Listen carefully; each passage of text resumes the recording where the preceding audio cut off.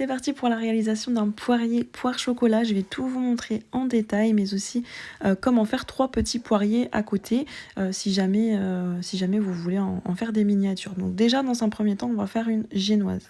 Donc l'alliance poire chocolat se marie très très bien. Donc on va faire une génoise au chocolat. Et pour que vous en ayez assez pour faire des mini poiriers, on va faire une génoise un petit peu plus haute. C'est ça l'astuce, c'est de faire une génoise un petit peu plus haute pour qu'il vous en reste à la fin pour pouvoir faire vos mini poirier. Donc là, une fois que vous avez fouetté les œufs et le sucre pendant 10 minutes, vous allez intégrer les poudres, donc la farine avec le cacao non sucré. Vous allez les tamiser au-dessus du bol et les intégrer avec une maryse délicatement.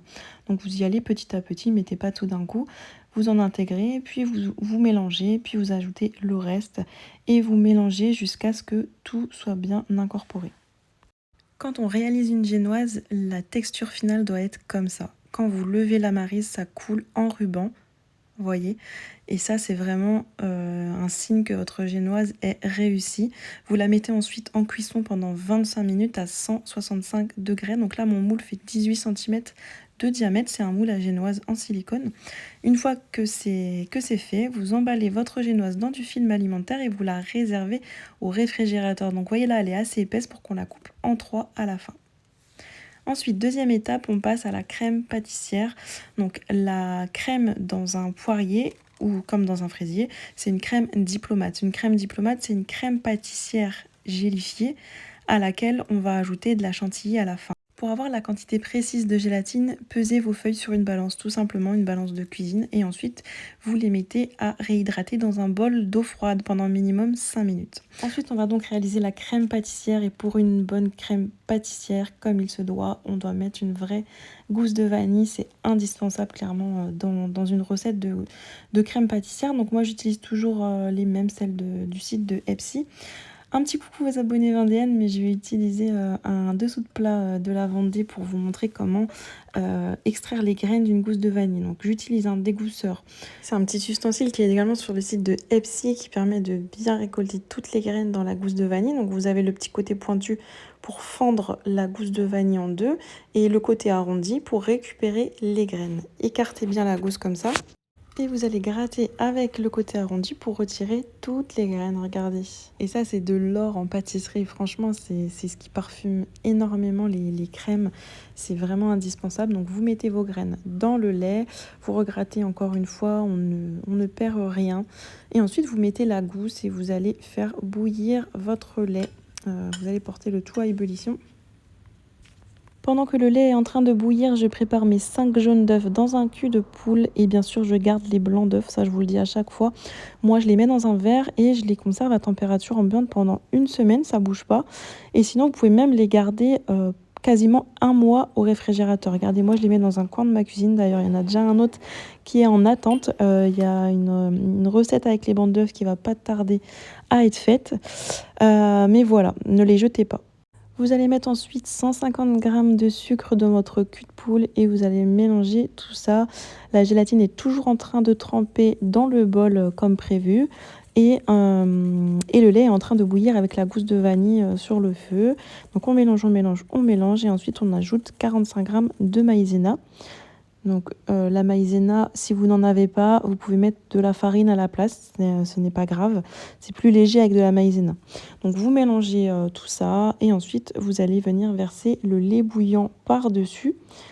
Et là, je vais vous montrer une erreur que j'ai faite, donc ce sera l'occasion que vous ne la reproduisiez pas. Donc là, je verse mon lait sur mes jaunes d'œufs, je verse, et là, quand on regarde dans le fond de ma casserole, ça a brûlé. J'ai laissé mon lait trop longtemps. Donc ne reversez pas votre lait dans une casserole où le fond est brûlé. Donc vous récupérez la gousse de vanille, ça vous la récupérez, vous la nettoyez, mais ne reversez pas le lait dans cette casserole-là.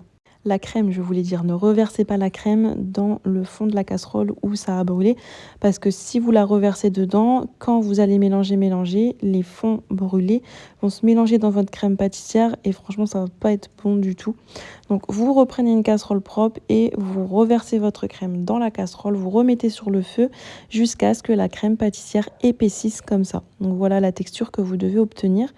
Et ensuite, là, vous allez essorer vos feuilles de gélatine qui sont en train de tremper depuis tout à l'heure. Vous les essorez entre vos mains, puis vous allez les incorporer dans la crème pâtissière et vous mélangez avec votre fouet. Vous mélangez bien, bien, bien pour bien faire fondre la gélatine dedans. Elle va fondre avec la chaleur de la crème pâtissière. Voilà, vous mélangez, donc c'est ce qu'on appelle une crème pâtissière qui va gélifier. C'est indispensable la gélatine par contre pour un gâteau comme le poirier et le fraisier, c'est indispensable pour que ça tienne. Vous filmez votre crème pâtissière au contact avec du film alimentaire et vous réservez au réfrigérateur pour qu'elle soit complètement froide. Donc vous pouvez soit faire ça la veille pour qu'elle reste toute la nuit ou soit minimum 4 heures au réfrigérateur.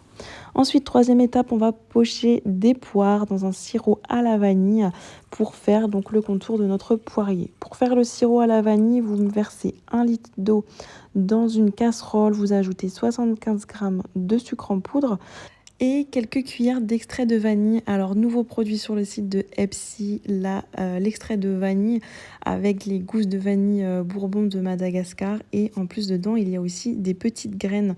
Regardez, on voit les petites graines qui sont sur le flacon. Franchement, il est magnifique. Je l'ai déjà utilisé lors d'une autre recette. Il est vraiment très parfumé, c'est très très prononcé. Vraiment un produit que je vous recommande. De toute façon, la vanille, je vous la recommande vraiment sous toutes ses formes. Sur le site de Psy, vous pouvez même trouver un aspi vanille, donc c'est une petite seringue. Mes collègues infirmières auront le sourire en voyant ça parce que c'est vraiment les mêmes seringues qu'on utilise à l'hôpital. Mais c'est très pratique. Si vous voulez vraiment prélever la quantité précise d'extrait de vanille, vous pouvez, sachant que 5 ml, ça équivaut à 1 cuillère à café. Moi, je vais mettre 2 cuillères à café d'extrait de vanille dans mon sirop pour pocher mes poires. J'aime beaucoup quand ça sent la vanille. C'est vrai que c'est ça qui fait la différence. Comparé à si vous prenez des poires au jus, vous savez, des poires en conserve, vous n'aurez pas du tout ce goût de vanille. C'est pour ça que c'est mieux de le faire avec des vraies poires. Donc moi, je mets 2 cuillères à café pour 1 litre d'eau et ensuite je vais faire cuire tout ça sur feu doux. Regardez-moi toutes ces graines, c'est très très très rare de trouver un extrait de vanille dans le commerce avec des vraies graines comme ça dedans.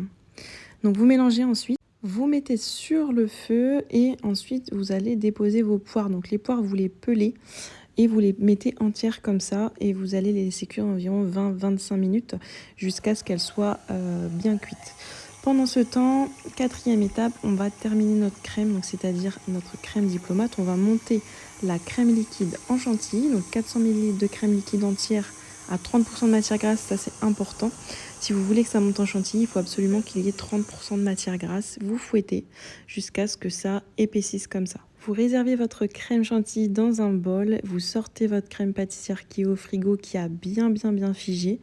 Donc là, elle est restée très longtemps au frigo, minimum 4 heures, je vous avais dit. Vous la mettez dans le bol de votre robot et vous fouettez à vitesse maximale pour la lisser. Parce que forcément, comme elle a figé, ça va faire dégueu. Je mélange vitesse 10 environ 30 secondes pour vraiment lisser la crème pâtissière. Et ensuite, je descends la vitesse, je remets à vitesse 3 et j'ajoute la crème chantilly petit à petit. Donc c'est ce qu'on appelle la crème diplomate, le mélange des deux, de la crème pâtissière et de la crème chantilly. Et à la fin, voyez ce qu'on obtient. Donc j'ai tout incorporé avec le robot, mais à la fin, je continue de mélanger avec la maryse, parce que des fois, ça ne se mélange pas bien dans le fond du bol, donc mélangez bien avec la maryse. Ensuite, je mets tout ça dans une poche à douille. Donc là, j'ai mis une douille ronde. Et j'utilise une poche à douille jetable en plastique. Donc je mets ma crème dans ma poche. Je vérifie la cuisson des poires avec un couteau. Dès qu'elles sont cuites, vous allez les égoutter et les laisser complètement refroidir. Donc ça c'est important, il ne faut pas qu'elles soient chaudes lors du montage, sinon ça va jamais tenir avec la crème. Et le sirop, vous le récupérez. Donc vous voyez, on va pas jeter, ça serait malheureux de jeter ça, on va l'utiliser pour imbiber la génoise. Donc c'est parti pour le montage du poirier. Donc ça, vous le faites la veille de votre événement parce que le poirier doit figer toute une nuit au réfrigérateur. Donc ça, c'est vraiment la veille de la dégustation. Donc vous reprenez votre génoise et vous allez la couper en 3 disques. Donc 2 disques qui vont nous permettre de faire le grand poirier et le dernier disque qui va nous permettre de faire les 3 petits poiriers. Donc moi je coupe ma génoise avec une lyra génoise, mais vous pouvez utiliser un couteau à pain, par exemple un couteau à dents, ça va très bien. Et donc voilà l'épaisseur dont vous avez besoin environ pour le montage. Ensuite je vais découper mes poires, donc je les découpe en deux et ensuite je les coupe droite sur le bas pour qu'elles tiennent debout, vous voyez, comme ça. Et ensuite je vais retirer l'intérieur, les petites graines à l'intérieur. Vous déposez un premier disque de génoise au milieu du cercle et ensuite vous allez mettre des poires sur tout le pourtour du cercle. Donc pour qu'elle rentre, n'hésitez pas à couper, vous voyez, il faut que la poire elle rentre entre le cercle et la génoise. Donc je retire un petit bout derrière et je mets le côté coupé là où il y a les graines contre le cercle. Après, vous les mettez comme vous voulez, hein. Si vous voulez les mettre autrement, vous les mettez autrement. Mais voilà à peu près le principe. N'hésitez pas à bien serrer vos poires, hein, les unes contre les autres. Et ensuite, une fois que vous avez terminé de tout faire tout le contour, vous coupez les poires restantes en petits dés. Vous allez imbiber votre génoise avec le sirop à la vanille que vous avez utilisé pour faire cuire vos poires. Et ensuite, c'est parti, vous allez mettre votre crème diplomate sur tout le pourtour, donc bien entre les poires. Et ensuite, vous lissez avec une spatule. Vous faites attention à bien en mettre partout, que ça comble vraiment tous les trous. Vous montez comme ça sur le rhodoïde. Vos poires coupées en petits dés, vous les mettez dedans. Vous mettez l'intégralité, on ne perd rien. Ensuite, vous mettez des pépites de chocolat pour la gourmandise. Et ensuite, un peu de crème encore pour bien tasser tout ça. Et enfin, le dernier disque de génoise. Vous appuyez bien sur la génoise pour bien faire remonter la crème sur les côtés. Donc là, j'ai oublié d'imbiber la génoise, mais normalement, vous imbibez également le deuxième disque de génoise avec votre sirop à la vanille.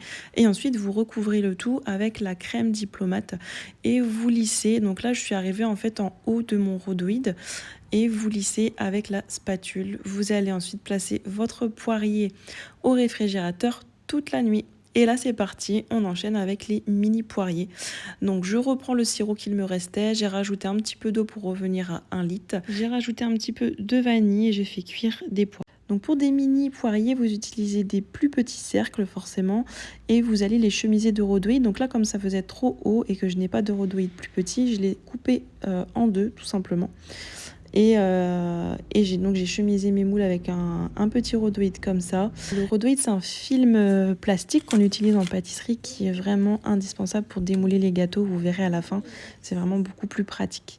Donc ensuite, c'est le même principe. Vous déposez un petit cercle de génoise. Donc j'ai découpé des petits cercles de génoise avec un emporte-pièce. J'ai mis un peu de sirop de vanille, de la crème diplomate et des pépites de chocolat. Et j'ai remis un petit cercle de génoise et je recouvert avec j'en ai fait 3 parce qu'il me restait de la crème diplomate également, donc la génoise comme je vous ai dit, et du coup ça évite de jeter parce que la crème diplomate elle se conserve 48 heures au réfrigérateur, donc autant l'utiliser complètement dès le début.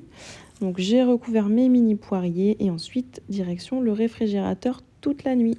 Le lendemain, c'est le jour de la déco, donc j'ai pris des amandes effilées et je les ai fait torréfier à la poêle avec un peu d'huile sur feu doux et mélanger constamment parce que ça colore assez vite, donc n'hésitez pas à mélanger assez souvent.